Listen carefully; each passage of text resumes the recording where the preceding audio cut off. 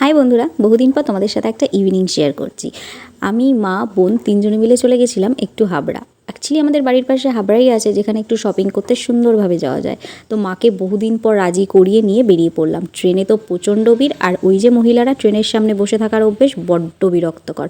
চলে গেলাম বিশালে। জামা কাপড়, কুর্তি এইসবের থেকে তো আমার দোতলা সেকশনটা সব থেকে বেশি ভালো লাগে, যেখানে বিভিন্ন রকমের ঘরের জিনিসপত্র পাওয়া যায়। আমার বোনের তো কেনাকাটি মোটে শেষই হচ্ছে না, আর আমি কি করব, আমি ঘুরে ঘুরে আমার মুখটা দেখো, আমি কি বিরক্ত হচ্ছিলাম সেটা আমি কাকে শেয়ার করি। যাই হোক, তোমাদেরকেই শেয়ার করছি, তোমরাই শোনো। বোন তো জাস্ট কিনেই যাচ্ছে, কেনা আর শেষ হচ্ছে না। তার সাথে আমার মা হাতে করে এতগুলো জামা কাপড় নিয়ে রেখেছে যে বাবা তুমি কেনো, আমি শুধু তোমার সব জামা কাপড় বয়ে বেড়াবো।